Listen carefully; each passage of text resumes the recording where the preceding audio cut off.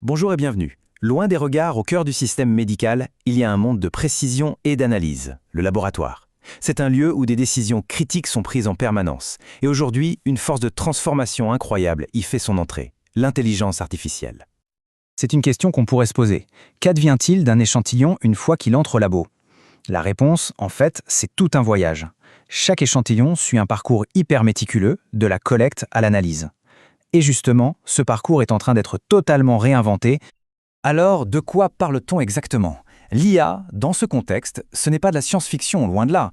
Il s'agit d'algorithmes très sophistiqués qui apprennent de chaque nouvelle donnée. C'est un peu comme un expert qui deviendrait de plus en plus compétent avec le temps, capable de repérer des schémas que l'œil humain pourrait facilement manquer. Bon alors, plongeons dans le vif du sujet. Voyons comment cette technologie s'intègre dans un environnement qui est traditionnellement très humain et extrêmement réglementé. Il faut savoir que, historiquement, les laboratoires font face à des défis énormes.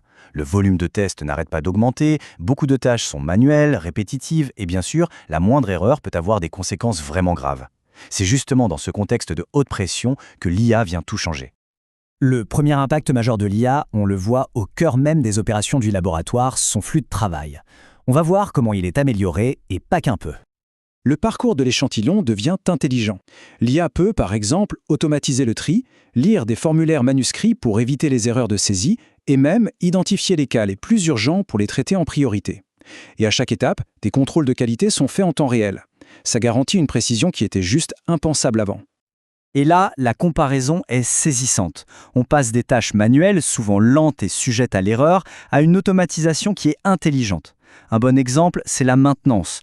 Au lieu de faire des vérifications à intervalles réguliers, l'IA peut carrément prédire une panne avant même qu'elle n'arrive. C'est un vrai changement de paradigme.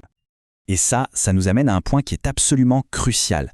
L'IA ne vient pas remplacer l'expertise humaine, mais la décupler. En prenant en charge toutes les tâches un peu fastidieuses, elle permet aux scientifiques et aux techniciens de se consacrer à l'essentiel, interpréter les cas complexes et innover. Maintenant, passons à la partie peut-être la plus fascinante.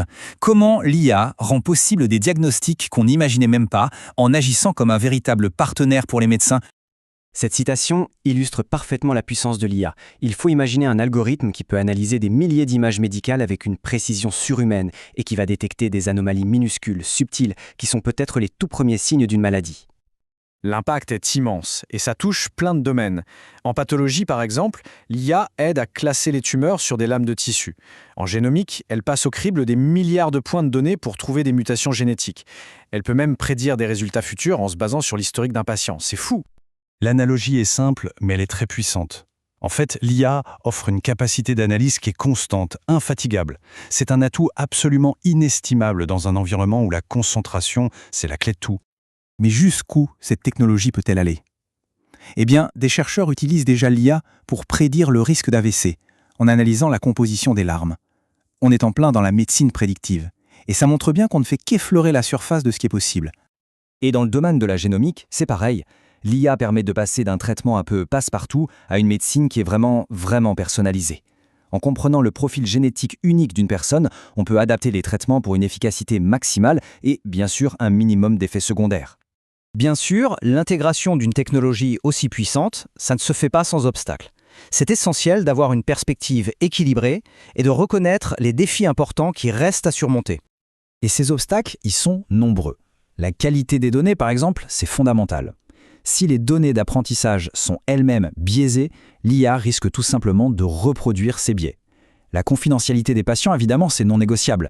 Mais l'un des plus grands défis, c'est ce qu'on appelle le problème de la boîte noire. Si un médecin ne comprend pas pourquoi l'IA a pris une décision, ça devient difficile de lui faire confiance. Alors, où est-ce que tout ça nous mène? Regardons un peu vers l'avenir pour résumer les points clés de cette révolution qui est en marche. Une tendance vraiment passionnante, c'est l'émergence de ce qu'on appelle l'IA explicable. C'est une réponse directe au problème de la boîte noire. L'objectif, c'est de créer des systèmes qui peuvent justifier leurs conclusions en montrant leur raisonnement étape par étape. Et ça, c'est essentiel pour bâtir la confiance. Finalement, le point le plus important à retenir, c'est celui-ci. L'avenir, ce n'est pas une opposition entre l'humain et la machine. C'est une collaboration. C'est l'association de l'intuition et de l'expérience du professionnel de santé avec la puissance d'analyse, elle, inégalée de l'IA. Et on termine sur cette question qui fait réfléchir.